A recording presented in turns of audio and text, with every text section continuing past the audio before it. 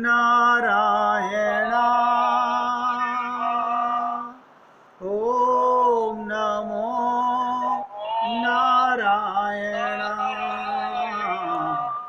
हरि ओम नमो नारायण। ओम नमो नारायण। हरि ओम नमो नारायण। ओम नमो नारायण। सभी पुण्य आत्मा एकाग्रचित होकर सुनिएगा। आज से अब तक अगर पक्के नहीं हुए हो तो आज पक्के हो जाओ। मैं कौन हूं? मैं ईश्वर का अंश हूं। बस इतनी सी बात। क्योंकि आप हो ईश्वर का अंश, आप चेतन हो, आप आत्मा हो। ये माता का पिता का शरीर अंश है। माता पिता का भी मरेगा, हमारा भी शरीर मरेगा। जब तक आपको इसका पूर्ण ज्ञान नहीं होगा, आप ईश्वर के अंश हैं। अतएव ईश्वरीय दिव्यानंद से भी आप आनंदमय हो सकते हो। आत्मा बन के ही परमात्मा का आनंद पा सकते हो।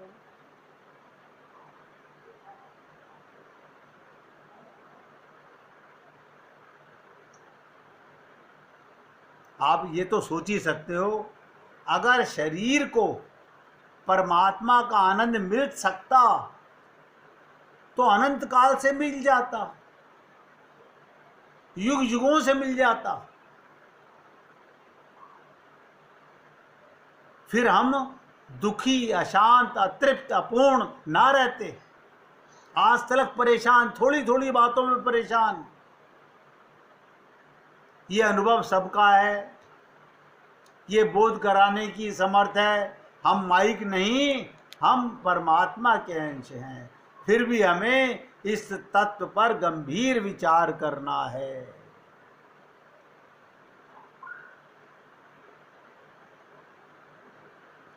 बहुत भोले लोग क्या कहते हैं, ध्यान से सुनो। जैसे शरीर की एक एक इंद्रियां हैं, ऐसे ही आत्मा भी शरीर की इंद्रियां हैं ना। ध्यान दो, ये आपका शरीर पंच महाभूत का है। पृथ्वी से, जल से, तेज से, वायु से, आकाश से बना हुआ है।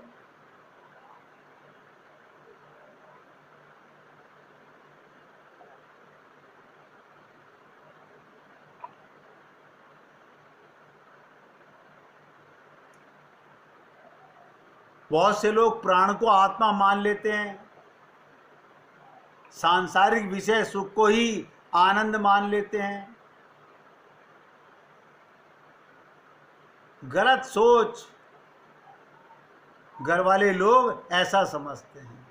अर्थात बहुत से लोग कहते हैं कोई नहीं, जब तक जियो कर्जा करके घी पियो। बस हमें तो शरीर के सुख से ही मतलब है। मरने के बाद शरीर के साथ मैं समाप्त हो जाएगा। नहीं, यह ज्ञान है आपका। शरीर मरेगा, आप फिर भी नहीं मरोगे। क्या मरेगा फिर? आपको भगवत प्राप्ति का मौका मर जाएगा। सब नोट करें। बस यही एक शरीर है। इस शरीर में एक ही विशेषता है। इस शरीर से आत्मज्ञान हो सकता है। इस शरीर से शरणागति हो सकती है। इस शरीर में ही भगवत प्राप्ति हो सकती है। इसीलिए सीतारामाचार्य जी ने कहा था, इस देह में हरि मिलत है। और ये भी कहा था, इस बात को भूलना नहीं। हम मम्मी को याद रखेंगे, पापा को याद रखेंगे, मतलब हमारे को संसार तो याद रहेगा। ये बात याद नहीं रहती कि भगवान ही मेरे थे, भगवान ही मेरे हैं।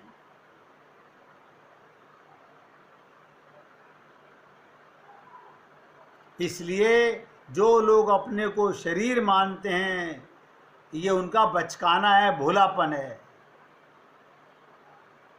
आप सोचिएगा, शरीर तो आपका जितनी आपकी उम्र हो गई बदलता जा रहा है। ये ज्ञान तो आप सबको होगा। जब माँ के गर्भ से आए तो कितने बड़े थे, और अब शरीर का क्या हाल हो गया है।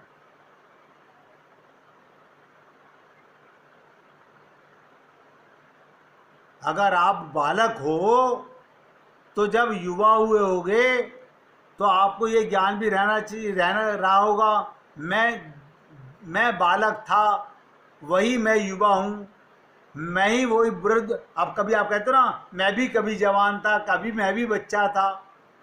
इसका मतलब मैं कौन है, वो ज्ञान नहीं है।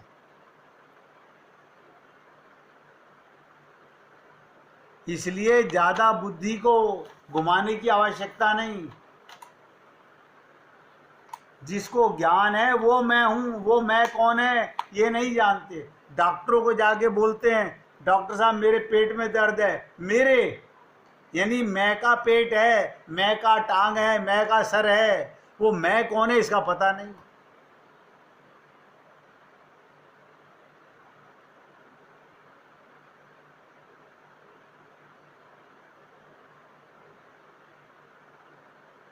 अनुभव द्वारा भी विचार करके देखिएगा। जब आप जागृत अवस्था में होते हैं तब ऐसा बोलते हैं, क्या बोलते हैं जब आप जाग रहे होते हैं। अभी आपके सामने आ जाता है एग्जाम्पल, अभी आप सोचेंगे अरे यार ये बात तो बिल्कुल सही है। अभी सोचेंगे, जब आप जाग रहे होते हो तो क्या कहते हो, मैं देखता हूँ, मैं सुनता हूँ, मैं सूंघता हूँ। इसका मतलब आप इंद्रियां हैं। अब आप बताइएगा, जब आप सपना देखते हो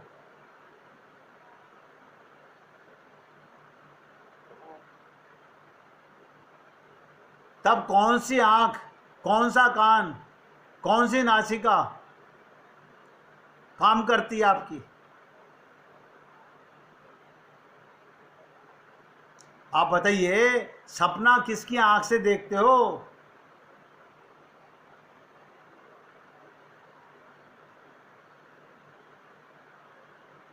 अब फंस गए हम लोग। उस समय तो ये आंख नहीं काम करती। क्यों? सुबह उठते आप कहते हो सपना झूठा था,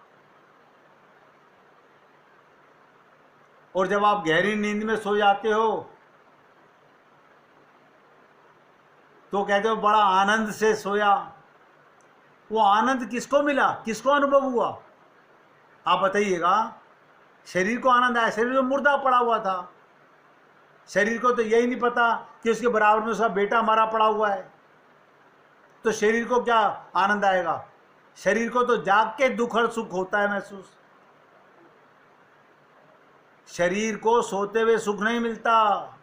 जब आप रात्रि में गहरी नींद में सोते हो और जब आप कहते हो आज बहुत आनंद से सोया, वो कौन है मैं?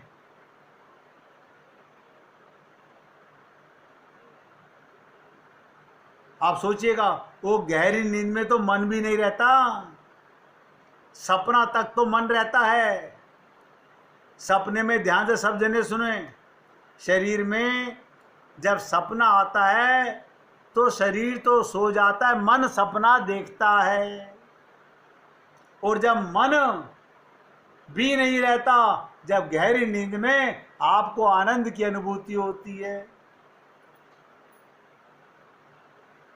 और जैसे ही जागते हो, हमारा मन, हमारी आंख, हमारा कान, हमारा शरीर, वही पागलपना फिर जाग जाता है। इसलिए सब नोट करें एक चीज जो मैं आपसे निवेदन कर रहा हूं, मैं सदा मेरे से अलग होगा। मैं और मेरा, जैसे मेरा घर मैं से अलग है, मेरी कार मैं से अलग है, मेरा शरीर मैं से अलग है, मेरा हाथ मैं से अलग है, मेरी आंखें मैं से अलग है। अब तो आपको समझ में आ रहा होगा।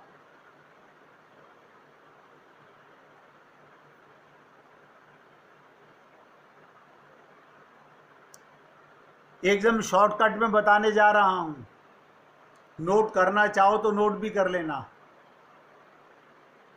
जो मेरा ना हो वो मैं है।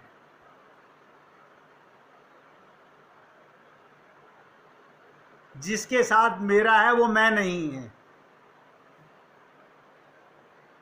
जहां मेरा है वो मैं नहीं है, जो मेरा ना हो वही मैं हूं। यानी मैं माया का अंश नहीं हूं। ये आपका शरीर, आपकी इंद्रियां, आपका मन, आपकी बुद्धि सब माया का है। इसे रट लो।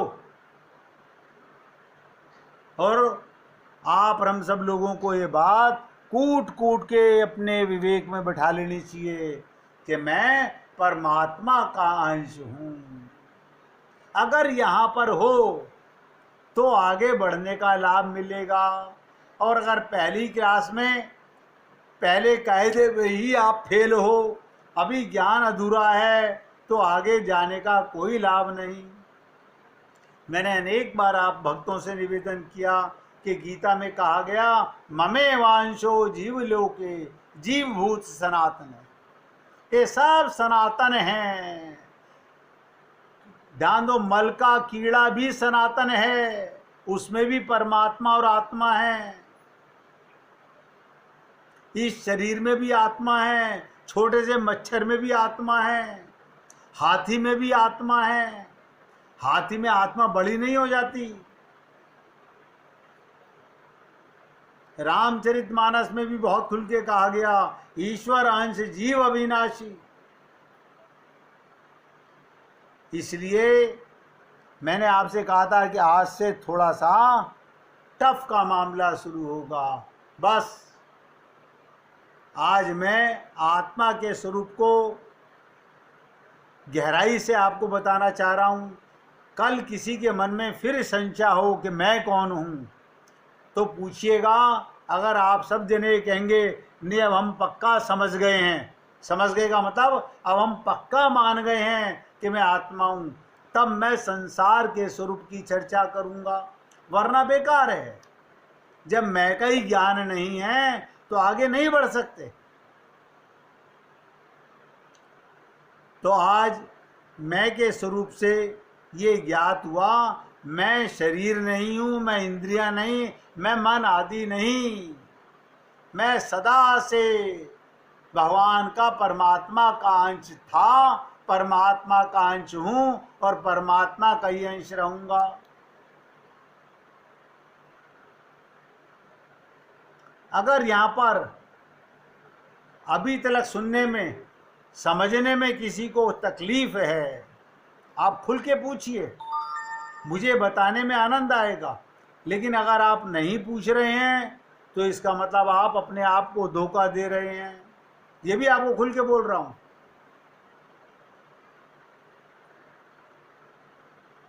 क्योंकि मैं आज संसार के स्वरूप की चर्चा नहीं करूँगा। एक दिन में दो बातें एक कोई नहीं समझ पाते तो दो को एक साथ कैसे समझेंगे। संसार के स्वरूप की चर्चा कल करेंगे। आज एक कथा सुन लीजिएगा। एक बहुत पैसे वाले सेठ थे। वो सुबह जल्दी उठकर, हाँ जी क्या बोल रहे थे, कुछ बोले राजकुमार जी आप। अब ध्यान से सुनो एक कथा। हाँ बोलिए बोलिए, भाई कुछ बोल रहे थे क्या? नहीं। तो सुनिए ध्यान से। एक बहुत धनी सेठ थे। सुबह जल्दी उठकर नदी में स्नान करके घर आकर नित्य नियम करते थे। ऐसे वो रोजाना नहाना, नदी पर जाना, रोजाना उनका नियम था उनका। एक बार एक अच्छे संत वहां पर घूमते हुए उस घाट पर आ गए। उन्होंने कहा सेठ राम राम।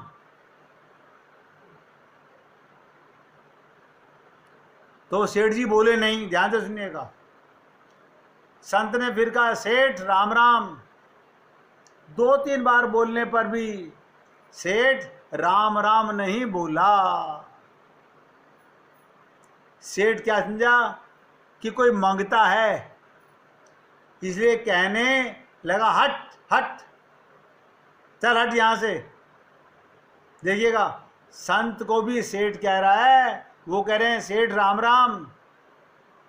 सेठ को क्या अभिमान हुआ कि मांगता है, कुछ मांग रहा है। अब बोला हट हट हट यहाँ से। संत ने देखा अभिमान बहुत बढ़ गया है, भगवान का नाम भी नहीं लेता, मैं तो भगवान का नाम ले रहा हूं और ये हट हट कर रहा है। ध्यान दीजिएगा, ये हट हट कर रहा है। इन धनी आदमियों के वहम रहता है हमारे से कोई मांग ना ले, कुछ ले लेगा, इसलिए धनी लोग सबसे डरते रहते हैं। वो गरीब से, साधु से, ब्राह्मण से, राज्य से, चोरों से, डाकुओं से भी डरते हैं। अपने बेटा पोता ज़्यादा हो जाएंगे तो धन का बंटवारा हो जाएगा, ऐसे भी उनको डर लगता है। तो संत ने सोचा इसे ठीक करना चाहिए। मैं तो इसे राम राम बोल रहा था, ये बोला नहीं। तो संत ने सोचा इसको समझाना पड़ेगा, ठीक करना पड़ेगा। तो वो सेठ वैसे ही सेठ बन गए और सेठ बनकर घर पर चले गए। यानी संत भी सेठ बन के घर पे पहुंच गया। दरबान ने कहा आज आप जल्दी कैसे आ गए? बता, बिल्कुल हूबहू वही शक्ल बना ली संत ने। तो उन्होंने कहा एक बहुरूपिया मेरा रूप धर के वहाँ घाट पे आ गया था, मैंने समझा कि वो घर जा कर के कोई गड़बड़ी ना कर दे, इसलिए मैं जल्दी आ गया। संत ने रूप बदल के सेठ के घर में घुस गया। तो क्या बोला दरबान से, तुम सावधानी रखना, अगर वो भैरूपिया आ जाए तो भीतर मत आने देना। अब ध्यान से सुनो, जो असली सेठ था, संत तो अंदर चला गया। सेठ घर पर जैसा नित्य नियम करता था वैसे ही बने हुए सेठ, जब असली सेठ भजन, संत तो भजन पाठ करने लग गए। अब वो सेठ सदा की तरह धोती और लोटा लिए आया तो दरबार ने रोक दिया। कहाँ जाते हो, कहाँ जाते हो, हटो यहाँ से। अब देखिएगा असली सेठ को धमका रहा है। सेठ बोला तूने भांग पी ली है क्या, नशा हो गया है तेरे को, क्या बात है, तू नौकर है मेरा और मालिक बनता है। दरबार ने कहा हट यहाँ से, नहीं जाने दूंगा भीतर। सेठ ने छोरों को आवाज दी,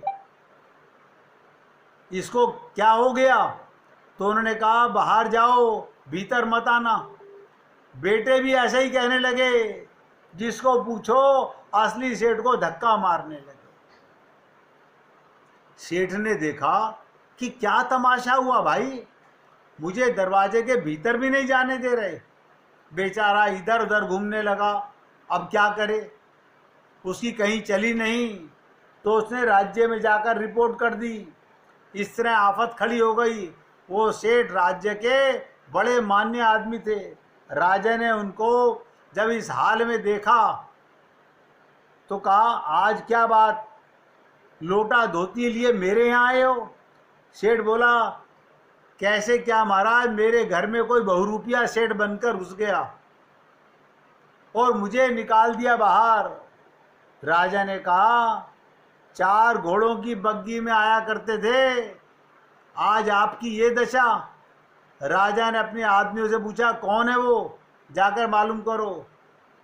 घर पर खबर गई तो घर वालों ने कहा अच्छा वो राज्य में पहुंच गया, बिल्कुल नकली आदमी है, देखो कोई असली को मानने को तैयार नहीं।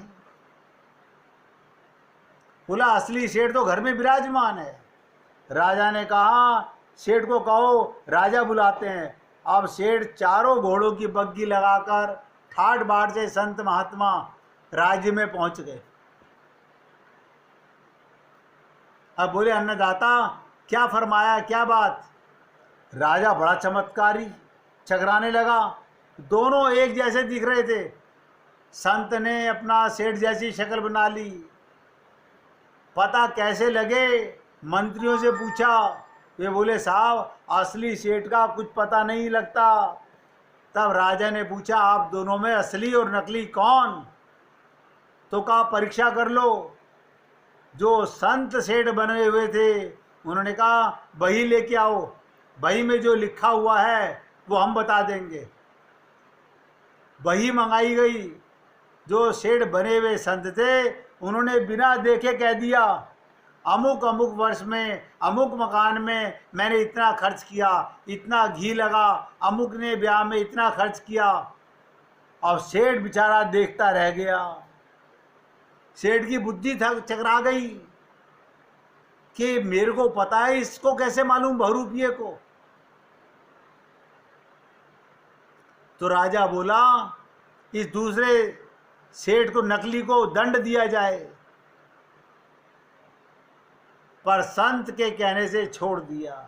दूसरे दिन फिर वो धोती और लोटा लेकर स्नान के लिए गया। वहां पर वही संत बैठे हुए थे। उस सेठ को लेकर संत ने कहा राम राम, ध्यान दो। फिर संत ने कहा सेठ जी राम राम। तब उसकी आंख खुली। अब सब इन संत का चमत्कार। संत ने कहा तुम भगवान का नाम लिया करो, हर एक का तिरस्कार अपमान मत किया करो, जाओ अब तुम अपने घर जाओ। वो सेठ सदा के लिए चुपचाप अपने घर चला गया। कहने का तात्पर्य, हम अपने धन के वैभव में अपने असली स्वरूप को सदा के लिए मिटा चुके हैं। जैसे बहुत से अपने को स्त्रियां मान चुकी हैं, बहुत से अपने को पुरुष मान चुके हैं। मैं आप सब पुण्य आत्माओं से निवेदन करता हूं कि हे पुण्य आत्माओं, अपनी भूल सुधारो। आप आत्मा थे, आत्मा हो, इस शरीर में आए हुए हो और भगवत प्राप्ति के लिए आए हुए हो। जब तक आत्म स्वरूप का ज्ञान पक्का नहीं होगा तब तक भगवत प्राप्ति नहीं होगी, तब तक शरणागति भी नहीं हो सकती। अब आप लोग भली प्रकार समझ गए होंगे। संसार के स्वरूप की चर्चा कल करेंगे। आज सत्संग को यहाँ विराम दे रहे हैं। और मैंने आप लोगों से कहा था जब कभी किसी को भजन सुनाना हो तो आप 1 मिनट रुक करके खाली अपना फोटो खोल के मुझे उंगली खड़ी कर देंगे, हम समझ जाएंगे कि आप भजन सुनाना चाहते हैं। और जब किसी की उंगली नहीं उठेगी, कोई भजन नहीं सुनाना चाहता, तो हम भगवान की धुन लगाएंगे। गाइए। अगर आप उंगली उठाएंगे तो आप भजन सुना रहे हैं।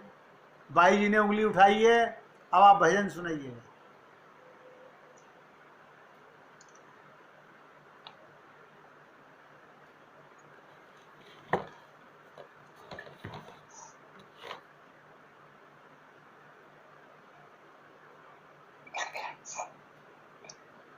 अमरनाथ देखोगे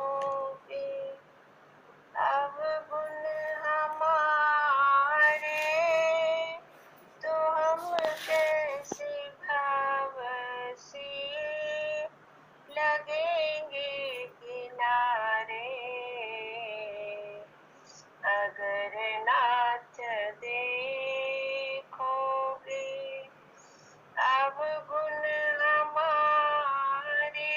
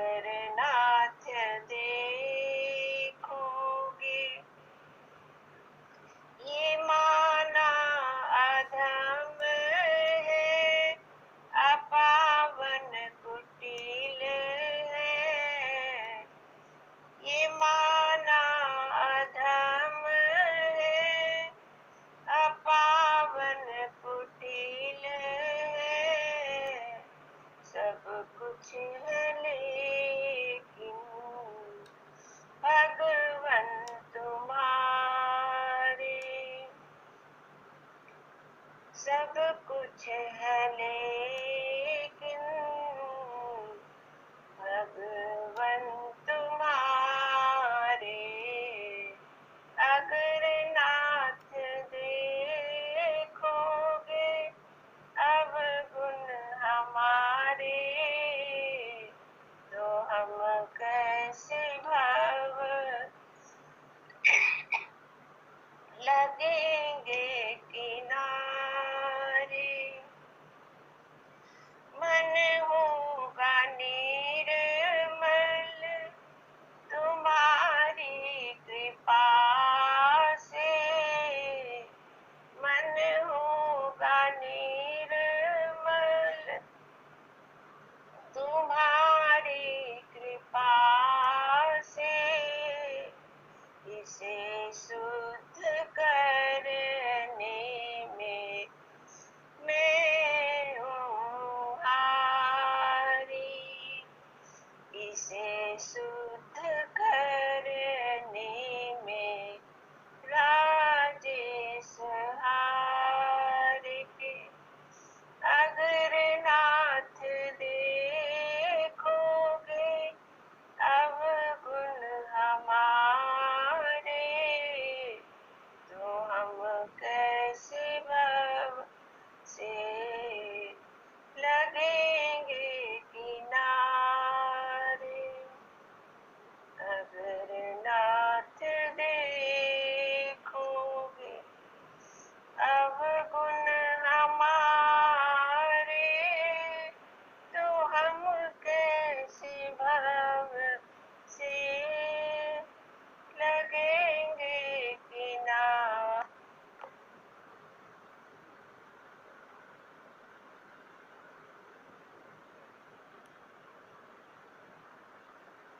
नाथ देखोगे अगर नाथ देखोगे। बोलिए सियापति रामचंद्र भगवान की जय, राघवेंद्र सरकार की जय। जय जय श्री राधे, जय जय श्री राधे। बोलिए लाल जी का मंगल हो, सभी भक्तों का मंगल हो। सबको राधे राधे भैया।